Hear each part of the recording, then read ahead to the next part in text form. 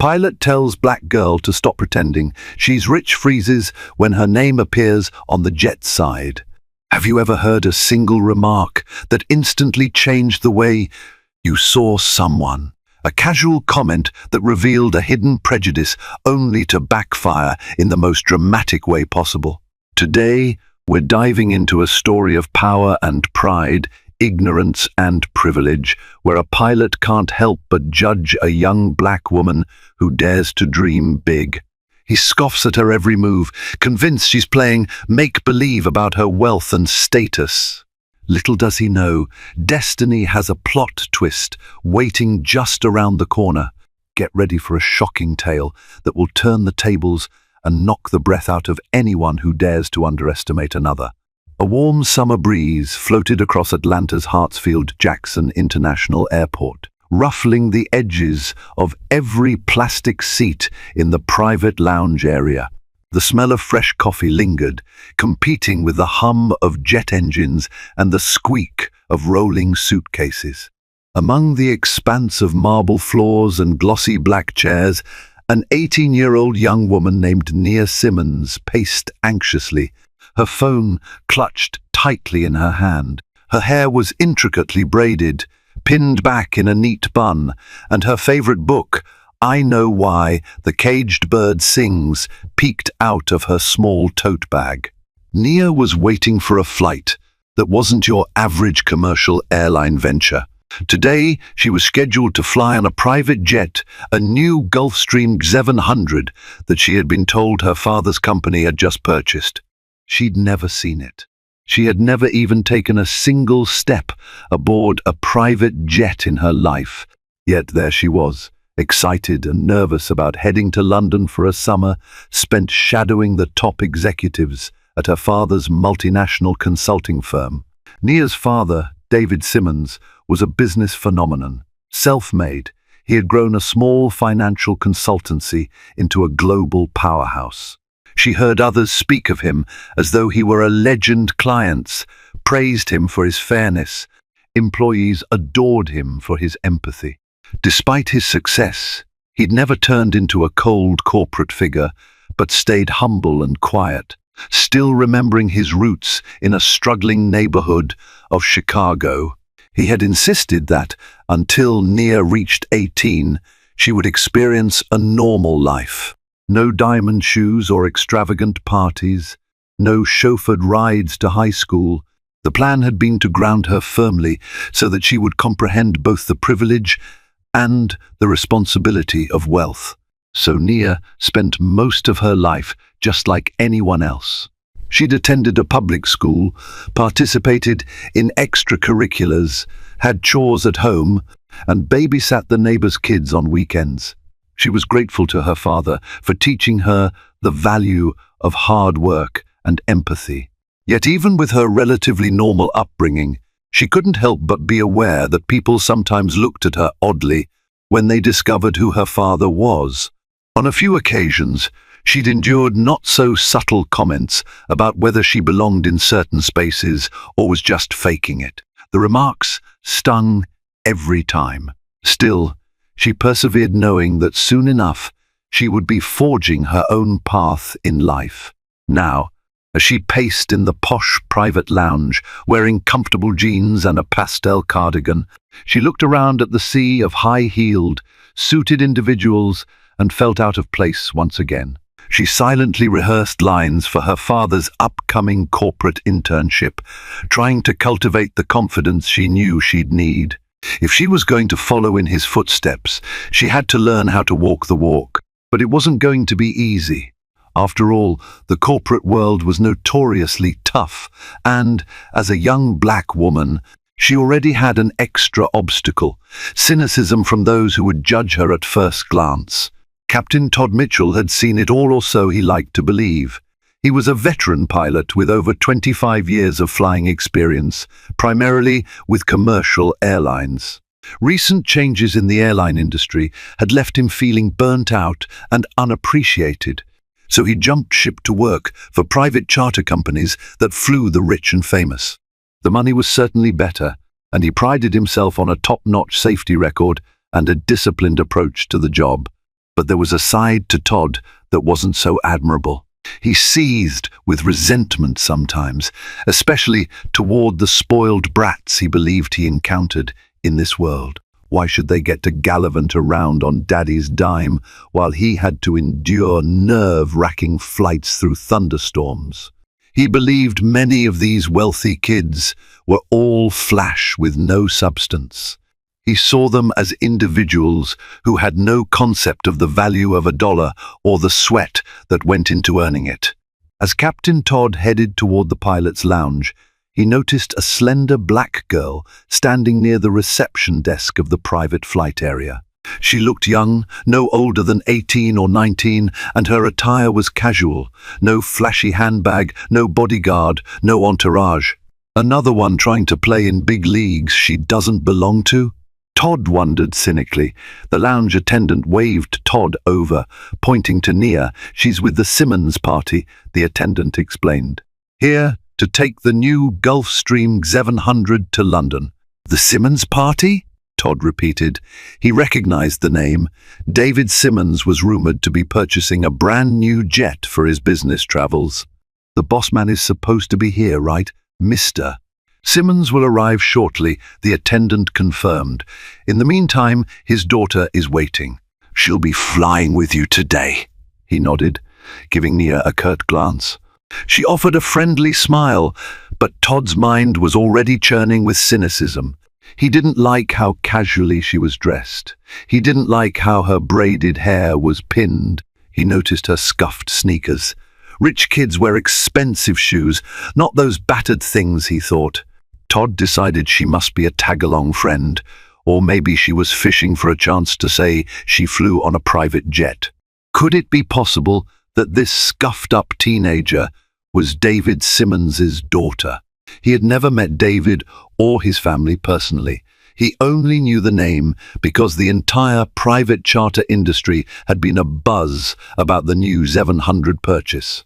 As Todd walked past, he heard her quietly asking the attendant, "Do we have a set departure time yet? I'm really excited, but want to be sure everything is going smoothly." The attendant explained that they were simply awaiting Mr. Simmons's arrival, but everything else was set. Todd interjected, "Maybe you should, I don't know, keep your feet on the ground until the real VIP arrives." He tried to cloak his comment in a casual tone, but the attendant and Nia both caught the condescension. Nia blinked, confused. "Excuse me, sir, I'm just asking a question." Todd shrugged. "I get it. It's your first time on a private jet, right? Let's just say you might be building up unrealistic expectations. Sometimes flights get delayed, or VIPs don't even show up. Maybe it'd be better not to pretend too much until it's official." Nia frowned, unsettled by his dismissive tone. "I'm not pretending anything," she replied quietly, but with a steady firmness. "I really am flying on this jet." Todd forced a polite smile. "Of course," he said, turning on his heel and heading to the staff corridor. Inside, though, he rolled his eyes. Kids these days, he thought, they just can't wait to brag. A few minutes later, Nia settled into one of the sleek lounge chairs. She texted her father, "Dad, I'm at the lounge. Everything okay?" She got no immediate reply. Instead, she found a sudden presence looming over her. Todd stood there, arms folded across his navy blue pilot's uniform. The stripes on his shoulders caught the overhead light. "Listen," he said, "our departure might be delayed.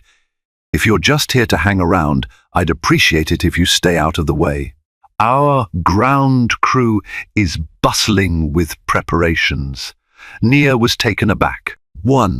"I'm not in anyone's way," she replied, looking around the not-so-crowded lounge. "Is there something wrong, Captain?"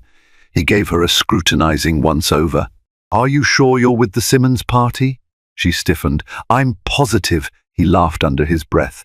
"You wouldn't believe how many times we get star-struck kids trying to sneak onto these flights. They hear about some big name like David Simmons or someone from Hollywood, and then they show up with a sob story. It's a headache for all of us." Nia's eyebrows furrowed in both disbelief and frustration. I'm not sneaking on anything, she insisted. I'm Nia Simmons. David Simmons is my father. Todd froze. Momentarily her tone was sincere and her eyes burned with indignation. Then he quickly recovered, letting out another condescending chuckle. Sure you are, he drawled sarcastically. Don't take it personally, but a man like David Simmons, let's just say I picture a different kind of entourage. Her heart pounded. She'd encountered prejudice before, but this felt especially raw. A different entourage? Look, Captain, is there a reason you think I'm lying? Todd shrugged again. Look, the real big shots come in here with a group of assistants, often with designer luggage that costs more than most people's entire wardrobes, maybe a watch that's worth more than my annual salary. No offense, but you look like you're on your way to a college open house, not a multi-million-dollar private jet flight. He gave her scuffed sneakers a mocking glance. Nia felt heat rise to her cheeks. A swirl of emotions flooded her mind, anger, embarrassment, sadness, but she refused to cower. Are you saying my father's success only counts if I wear certain clothes? Don't twist my words, Todd said firmly. Let's just say I've been around enough to spot fakers. If you're not who you claim to be, you should come clean now. Less trouble for everyone. Nia took a calming breath. Well, Captain Todd Mitchell, you'll see soon enough when my father arrives, she said, crossing her arms. But in the meantime, I don't appreciate the accusations. The tension was thick enough to slice with a knife as Todd stalked away, ignoring the stares of a couple of other travelers in the lounge who'd overheard the heated exchange. Nia felt her pulse throb in her ears. She took another breath, reminding herself, be calm. Dad always says, class is how you handle yourself under pressure. As the hour ticked by, Nia decided to busy herself reviewing company documents her father had emailed her for the upcoming internship. Even though she was anxious, she wanted to be prepared. Yet a nagging worry tugged at her thoughts. Why was her dad late? A second pilot and a flight attendant arrived in the lounge, greeting Todd with friendly nods. They prepared to head out to the tarmac. Todd glowered at Nia one last time before stepping away. The lounge attendant approached her moments later. Miss Simmons, I just received word that your father's flight from New York was slightly delayed. He should be here in about half an hour. Sorry for the inconvenience. Nia offered a small smile of gratitude. Thank you, that's all I needed to know. The moment the attendant walked away, Todd returned. It was almost as though he'd been eavesdropping. Half an hour, huh? He remarked, leaning against the lounge's glass wall that overlooked the busy runway. The posture read as casual, but there was a hint of sarcasm in his voice. Is that what Daddy told you? Because if you're lying, you're about to waste a lot of my time.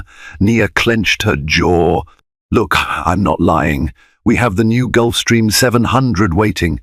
You are the pilot, right? Then you'll be flying me, my father, and whomever else he brings. She mustered all the confidence she could manage.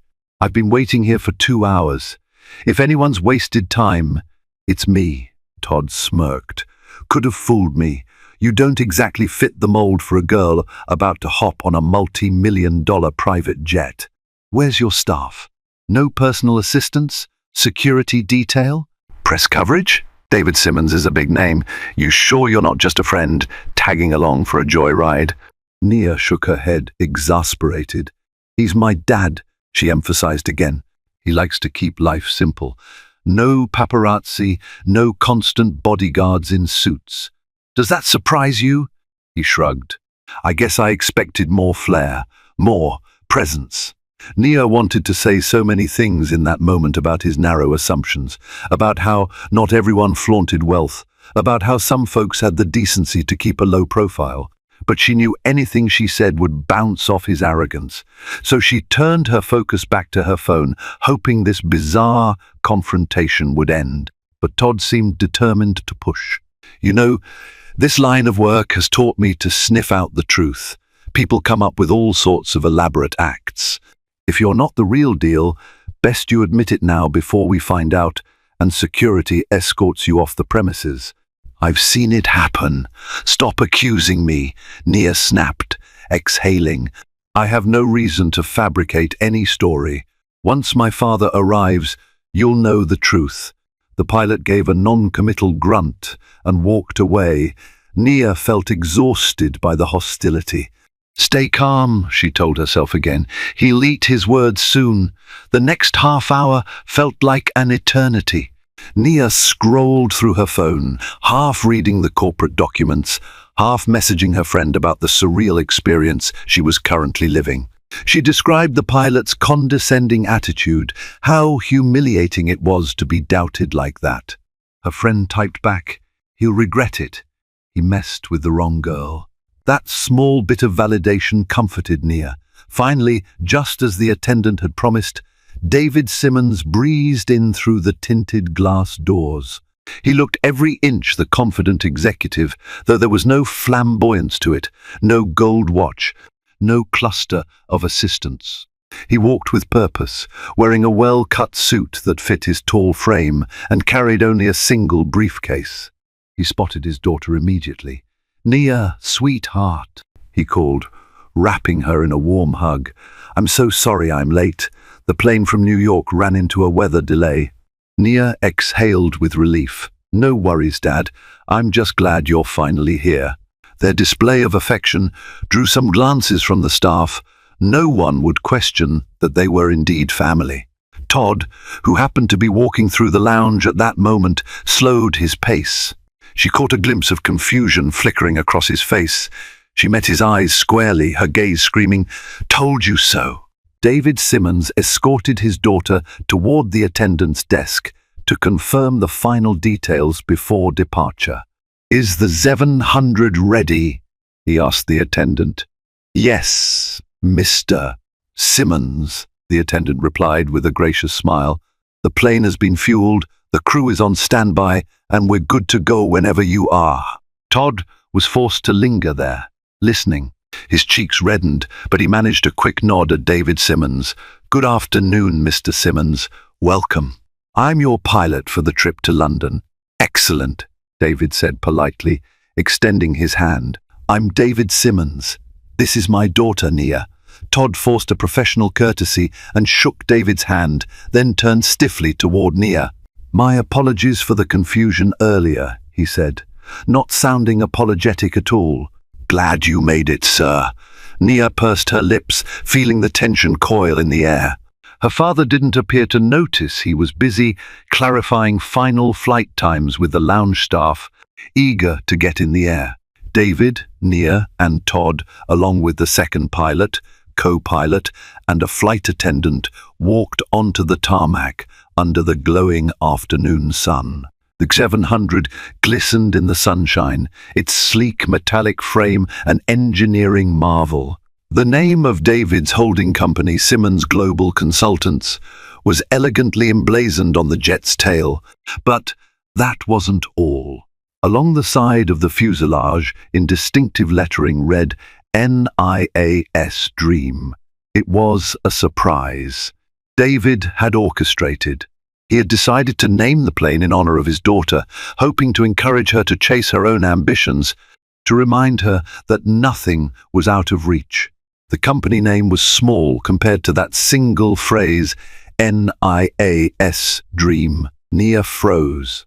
For a moment, she thought her eyes were playing tricks on her, but there it was, big as day, her name.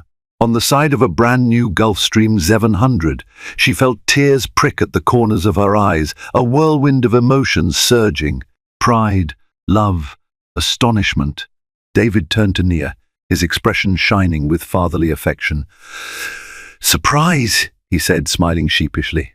"I know it's a bit extravagant to name a jet, but I wanted something that would remind you every time you board that you have infinite possibilities, and no one should ever make you feel small or out of place." Todd stood behind them, his jaw slightly slack, eyes glued to the lettering. He blinked, disbelief flooding his features. Nia's Dream? Named after her? He'd spent the entire day mocking Nia, telling her to quit pretending, and now he was looking at undeniable proof that she wasn't just a random kid. She was David Simmons's beloved daughter, and apparently so important to him that he named his brand new multi-million-dollar jet after her. David put a hand on Nia's shoulder and guided her onto the steps that led inside the aircraft's opulent cabin. Todd had no choice but to follow, flabbergasted and internally mortified. The rest of the crew pretended not to notice Todd's discomfort, though the flight attendant had seen enough to piece together the tension. She gave Todd a subtle, disapproving glance, as if to say, "Way to go, you really put your foot in it." Inside, the cabin was more akin to a luxurious living room than an airplane. Plush leather seats, a dining area, high-speed Wi-Fi, even a small lounge corner for relaxation. The color scheme was tasteful cream upholstery with subtle gold accents. A large mahogany desk was tucked away near the back, presumably for David to conduct business mid-flight. Nia was awestruck. She'd known her father was successful, that he had the resources to purchase lavish items. But seeing this up close, with her name etched on the exterior, felt surreal. It was a stark reminder of the difference between her father's everyday humility and the world of power and privilege he truly inhabited. She took her seat, still trying to calm the emotional swirl in her heart. David settled across from her, sending a quick email from his phone about a meeting in London. Meanwhile, Todd busied himself with the pre-flight checks, trying to keep his composure. He offered them the usual safety briefing, voice trembling slightly. David thanked him politely, but didn't notice Todd's acute discomfiture. Nia, on the other hand, could sense Todd's humiliation. She stole a glance at him. His stern face was flushed. For a split second, she almost felt sorry for him. Then she recalled how he had sneered at her earlier, ridiculed her shoes, and insinuated that she was an intruder. She let that memory remind her that some lessons come with a bite. The engines roared to life, and Nia felt the gentle press of acceleration as the aircraft taxied and took off. Atlanta receded below them, a grid of highways and tiny buildings. Her father turned to her. "We've got about 8 hours. Might be a bit more if we hit strong headwinds over the Atlantic. Make yourself comfortable." She nodded, pulling out her notes and a laptop to review her internship schedule. But her mind kept drifting to the pilot and how he would handle the rest of the flight, now that his assumptions had been shattered. 2 hours into the flight, the plane cruised smoothly at 41,000 feet. Nia tried to sink into her reading, but she was restless. She wandered toward the cabin's small kitchenette area to grab a bottle of water. Unexpectedly, she saw Todd leaning against the narrow counter, rummaging for something in a cabinet. He paused when she entered. An awkward silence lingered. Nia debated whether to ignore him and leave, but she took a steady breath. "Captain Mitchell," she said softly. He turned around, meeting her eyes with a flash of apprehension. He cleared his throat. "Yes, Miss Simmons." He had shifted from calling her kid or offering sardonic remarks. Now it was Miss Simmons. Nia studied his face. "You have something you want to say?" she asked. "I can't help but notice you were pretty convinced I was lying before." He paused, grappling for words. "Listen, I didn't know," he muttered. "These private flights, they attract all sorts. I've seen stowaways, con artists. I was just," she raised an eyebrow, "but you singled me out. Because I'm young, or because I'm black, or because I wear simple clothes. You assumed I wasn't the real deal." He inhaled sharply, perhaps stung by the directness of her observation. I'm not racist, if that's what you're insinuating," he said defensively. You didn't look the part." Nia felt her blood boil at the phrase. "And what exactly does part look like?" His mouth flapped for a moment, searching for an answer. "You know, fancy clothes, expensive luggage, maybe an entourage. Something more typical for a wealthy businessman's daughter." I apologize if I offended you. She let out a bitter chuckle. That's quite an apology. I'm sorry if you were offended. Captain Mitchell, it's not about the clothes or the entourage. It's about the assumptions you make about people before getting to know them. His eyes darted away. Point taken, he said quietly. I was out of line. Truth be told, I've seen a lot of nepotism in this business. I guess I'm quick to judge. That's on me. Nia folded her arms. All right. Well, I appreciate you actually acknowledging it, though it doesn't feel particularly sincere.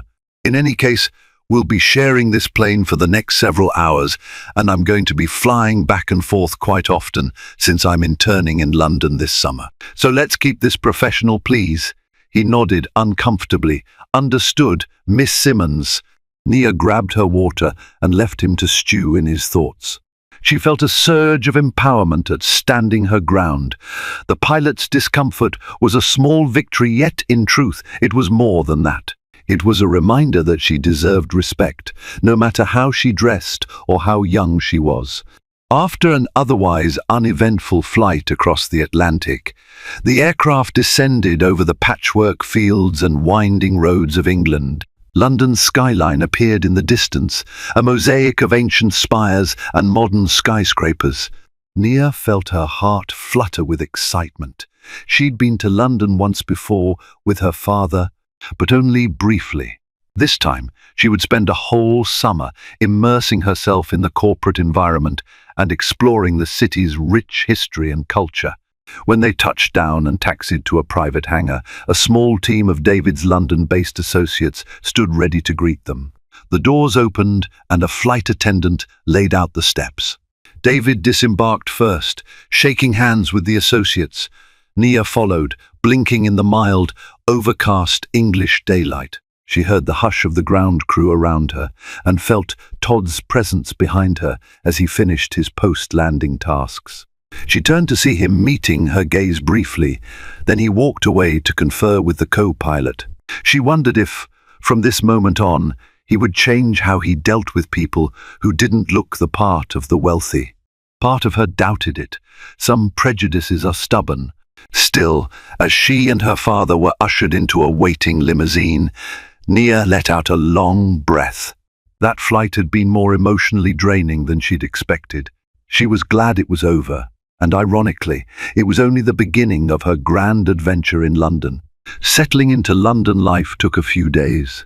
Nia moved into a classy yet understated apartment near the office in Canary Wharf. She marveled at the new environment. The city's constant hustle, the swirl of double-decker buses, the chime of Big Ben in the distance, and the aroma of fresh pastries from corner bakeries.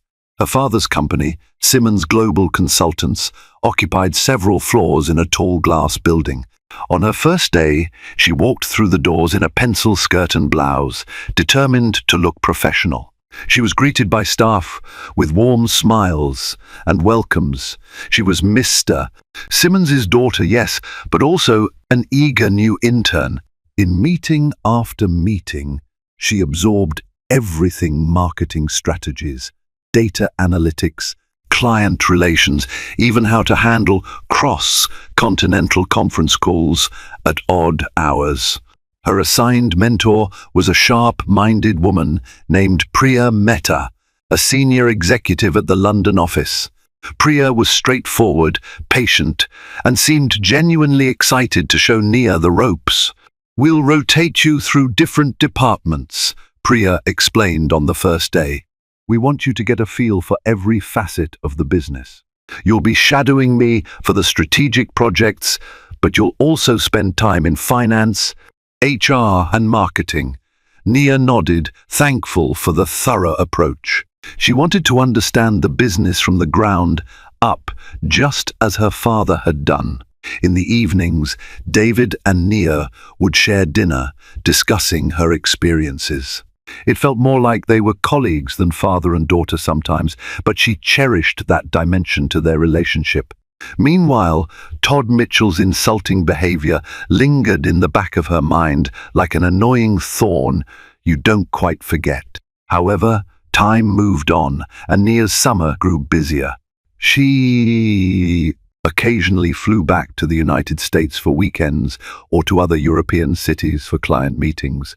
Each time she traveled on Nia's dream, Todd was often the pilot. He'd grown careful, guarded, no longer openly hostile, but definitely not friendly.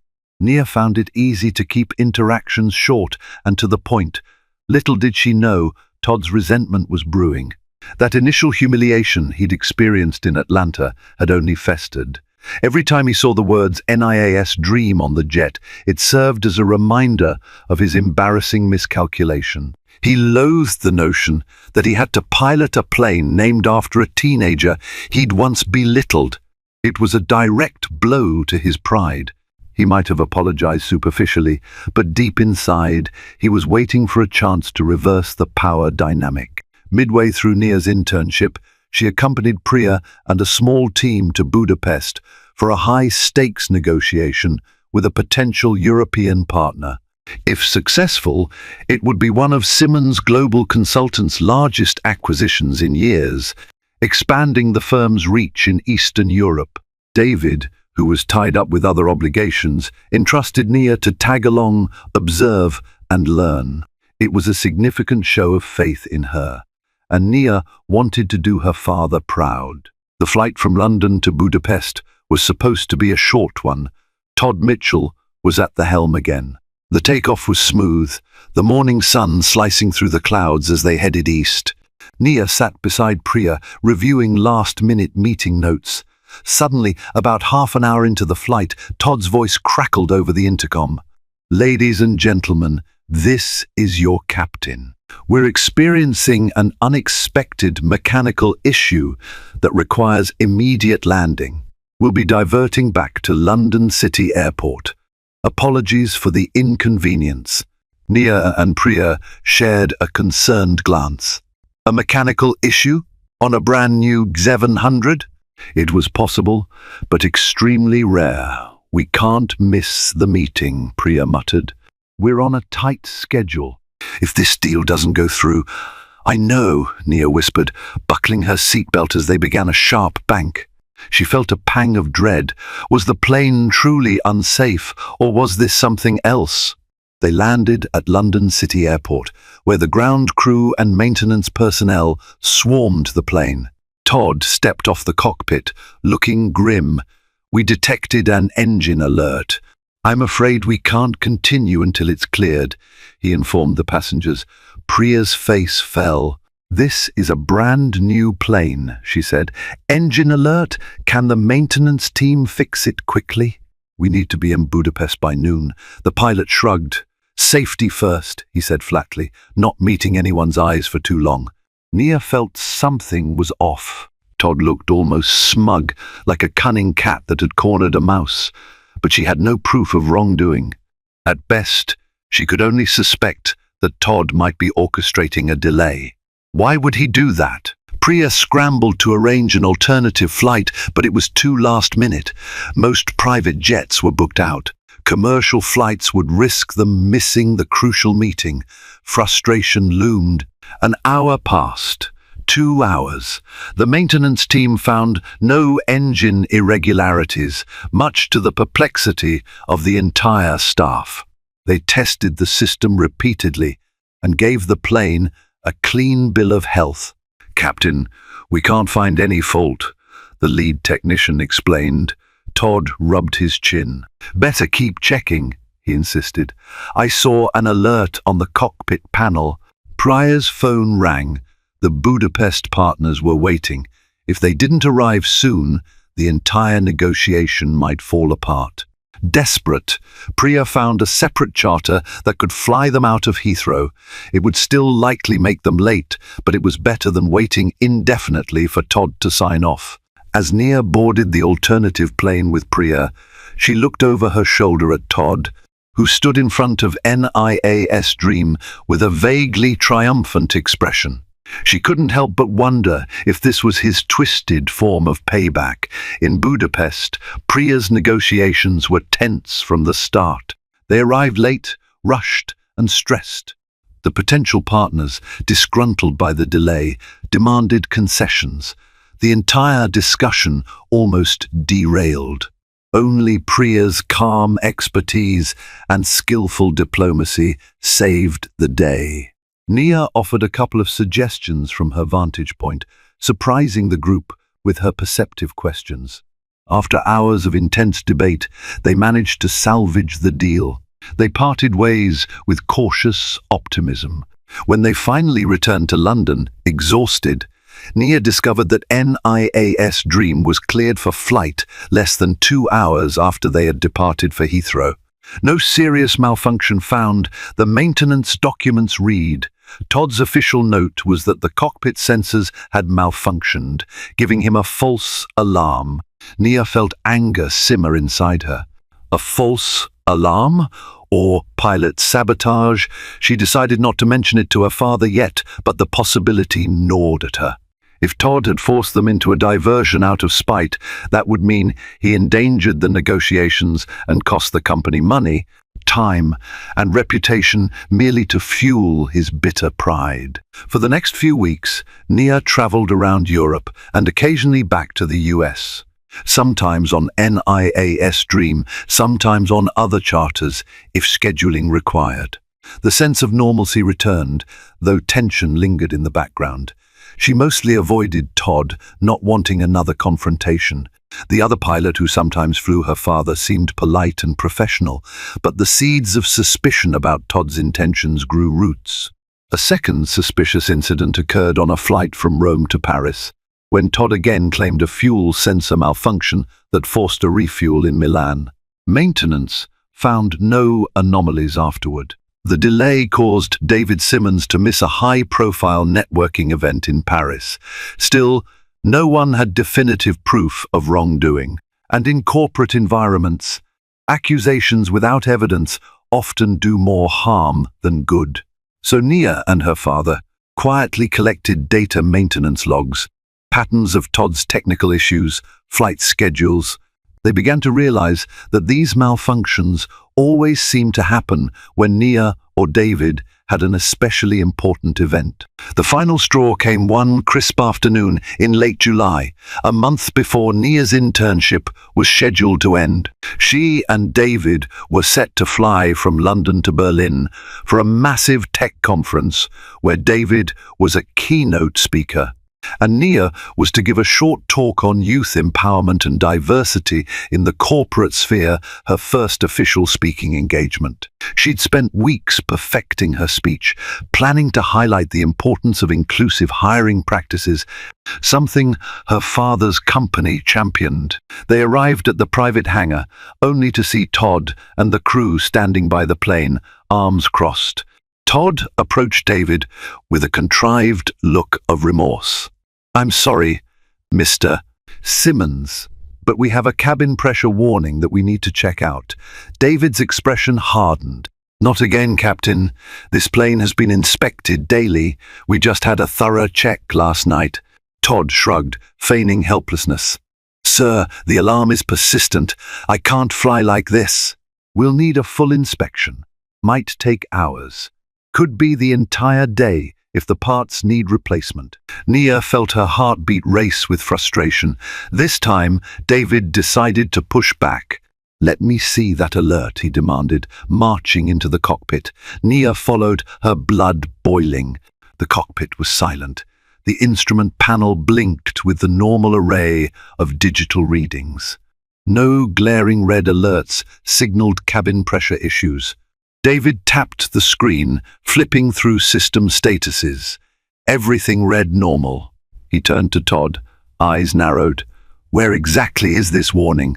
Todd scowled, leaning forward to punch a few buttons. "It was right here," he claimed, pointing. Yet the panel remained fully green, indicating no issues. David exhaled slowly, his anger carefully contained. "Captain Mitchell, I see no warning." Are you sure you're not mixing up what you saw with another system?" Todd hesitated. Then, in an almost childlike protest, he muttered, "It flickered earlier. Then it disappeared." We can't take a chance with cabin pressure. Nia's chest constricted with fury. She and her father exchanged a knowing glance. This was the evidence they needed clearly. Todd was faking issues. David shook his head, stepping back from the cockpit. "All right, Captain, we won't force you to fly if you feel unsafe." Todd's posture relaxed, as if he'd won. "Better safe than sorry, Mr. Simmons," he said. David looked at his daughter, then calmly stated, "Nia, we'll have to find another flight option." She nodded, but inside she was fuming. Todd had pulled this stunt right before her first speaking engagement. If David was late, the entire keynote might have to be cancelled or postponed. She worried about letting the conference organizers down. They scrambled to switch to a commercial flight, though it meant a less comfortable trip and the risk of missing the opening session. Priya assisted from London, booking them seats on a British Airways flight that departed in 2 hours from Heathrow. It was the best they could do under the circumstances. They managed to board the commercial flight with minutes to spare, landing in Berlin just in time. David delivered his keynote with his usual brilliance, while Nia gave her own short speech, albeit slightly rushed. The audience responded with warmth and applause. She had done it. Yet in the back of her mind, the anger over Todd's sabotage simmered. Over dinner that evening, David finally turned to Nia. "We can't ignore this any longer," he said. "Todd's either incompetent or deliberately messing with us. Either way, he's putting my schedules, your schedules, and the company's obligations at risk. He's risking our reputation. It's not acceptable." Nia's jaw set. "Are you going to fire him?" David was quiet for a moment. "We could, but I have a feeling he'd deny it all or feign ignorance, and we'd get stuck in a messy legal tangle. He might claim unfair dismissal. We need something more concrete. If we get that, then we can decide how to handle him." Nia nodded. Then a thought struck her, a sense of poetic justice forming in her mind. "Let's wait for a moment when we can catch him in the act," she suggested. "Get real-time evidence. Let the truth speak for itself." David raised an eyebrow, a small smile curving his lips. "You're thinking like a strategist. I like it." They devised a plan.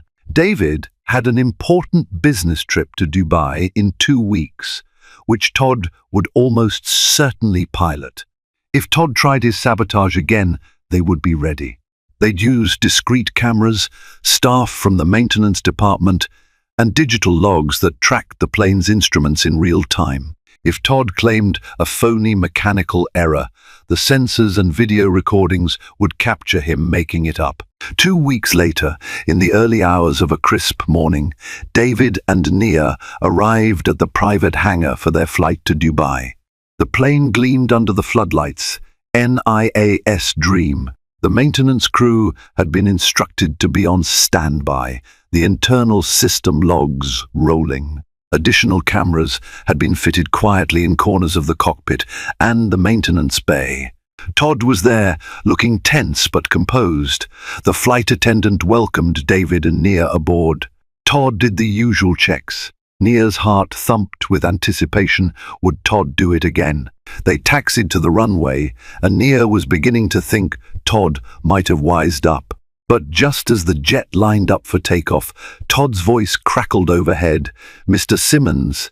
"Miss Simmons, I'm sorry, but I'm seeing an alert here for the fuel system. We'll need to return to the hangar to verify. Apologies, but I can't risk a transcontinental flight with a potential fuel system error." Nia exchanged a look with her father. They kept their expressions neutral, though inside they felt a surge of grim satisfaction. He took the bait. They returned to the hangar. Todd insisted on an inspection. The maintenance chief, who was in on the plan, performed a thorough check as the discreet camera captured every move. The logs recorded each system's status. Unsurprisingly, nothing was wrong. Todd, however, insisted there was an alert. The maintenance chief pulled up the real-time system logs on a tablet, standing beside Todd. "Captain, the system logs show no warnings, no anomalies." Could you point out exactly where you're seeing this alert in the cockpit? Todd marched back into the cockpit, the maintenance chief following, while a small camera recorded them. Todd jabbed at the screen, but no caution lights were active. The chief scrolled through the logs, shaking his head. Captain, according to these logs, there was never any alert. Are you absolutely sure? Beads of sweat formed on Todd's brow. He was cornered. Nia, David, and the co-pilot stood in the cabin, listening. The silence grew thick. Finally, the chief turned to Todd. I'll have to report this. False alarm if the logs show nothing. We can't ground the flight for no reason, especially for something you can't replicate or show proof of. Todd's face twisted in panic, but he forced a smirk. Maybe it was a glitch in the system that cleared itself. The chief gave him a grim nod, as if to say, "You're not fooling anyone." Back in the cabin, David quietly typed a message to the legal department. He had everything he needed. The meltdown was about to begin. Nia watched, her emotions swirling. Part of her hated seeing Todd sweat, but another part believed he fully deserved the consequences for his malicious attempts to sabotage them. An hour later, the legal team arrived at the hangar, accompanied by the head of flight operations. Todd tried to act calm, but the tension was palpable. David faced him with unwavering composure. "Captain Mitchell, we have video footage, system logs, and witness statements indicating you repeatedly fabricated mechanical issues. This is unacceptable. Effective immediately, your services are terminated. The legal team will coordinate any further actions regarding liability for damages you may have caused." Todd paled. He stammered, This is a misunderstanding. You can't just, we can and we have," David said firmly. "We trusted you to ensure safe, efficient flights. You exploited that trust for petty revenge or personal grievances, costing my company time and money and risking people's safety. Our evidence is ironclad. I suggest you consult an attorney." Nia stood silently behind her father, arms crossed, observing Todd's meltdown. He sputtered, "But you can't prove it was intentional. Maybe I did see alerts. It's not my fault the system logs missed them." The head of flight operations shook his head in disgust. "Captain Mitchell, a brand new G700 doesn't lie, and neither do logs and video footage that capture real-time status. We also have data from the manufacturer. You manipulated these so-called errors. This has to end here."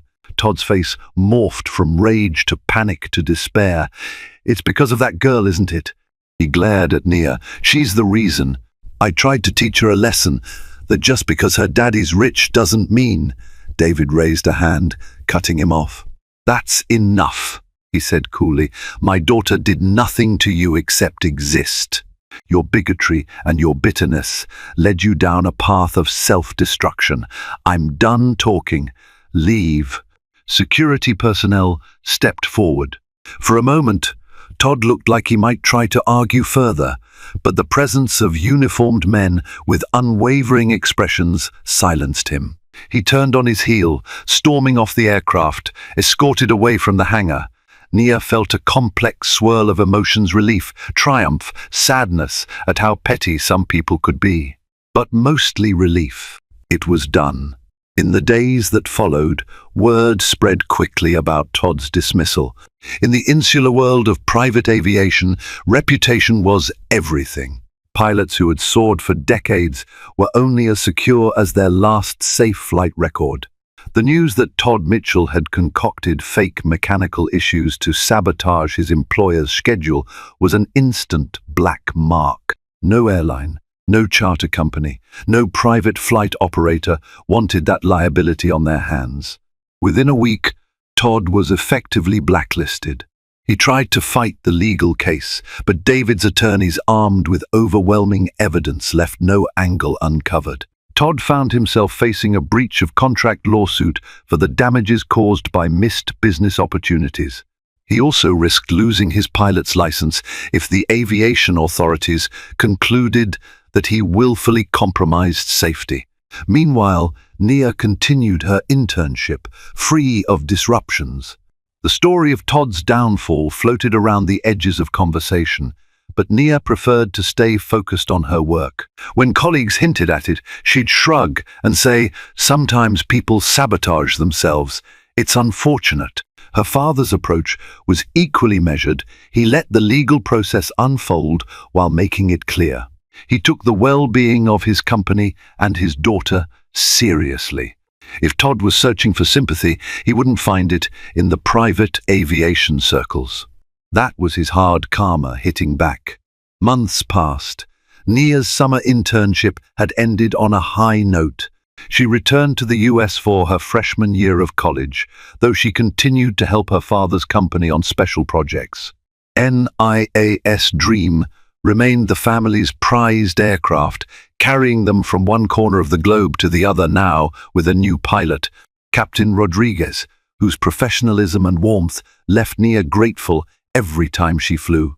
But fate had another twist in store.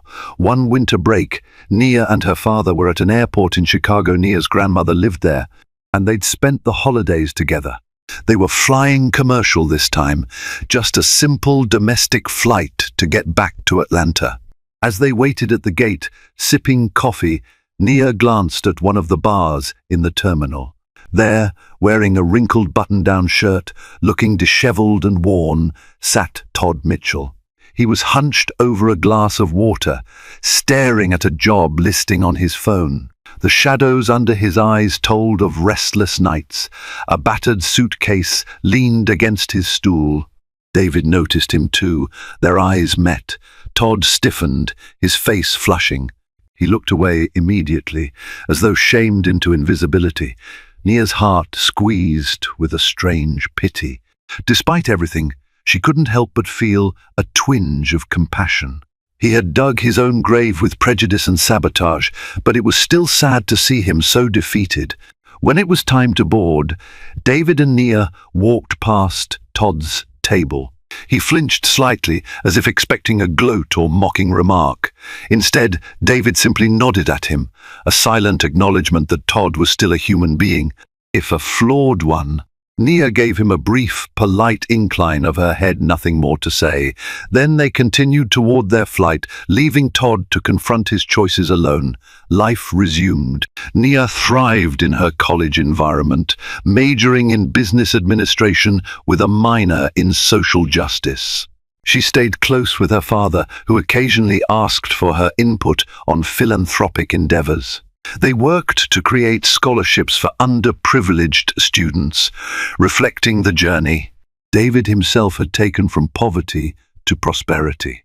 Though the memory of Todd's condescending remarks still stung, Nia had transformed that negativity into fuel for her ambitions. She refused to let anyone define her based on what they thought a rich black girl should look like, act like, or dress like. Her father's heartfelt gift, naming the jet NIAS Dream, reminded her that she was free to define her own destiny. Back at Simmons Global Consultants, the hush that once surrounded Todd's sabotage turned into a cautionary tale about prejudice and arrogance. It became a story told in orientation sessions, albeit with names omitted, to demonstrate the importance of professionalism, respect, and integrity in all interactions. And somewhere in Chicago's labyrinth of busy terminals, Todd Mitchell faced the repercussions of his choices.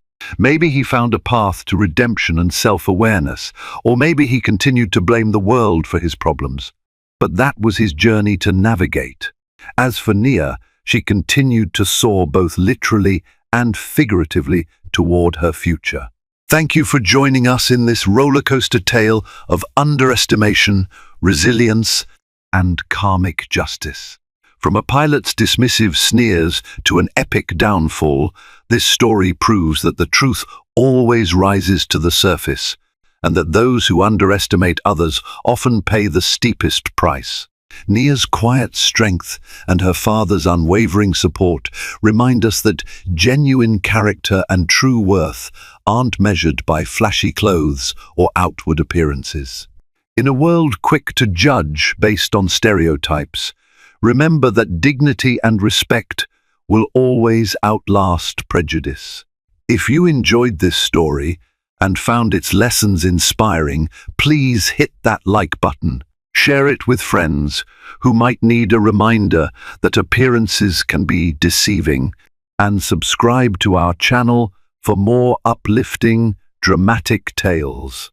We appreciate your support in helping us spread real stories that celebrate perseverance and hope.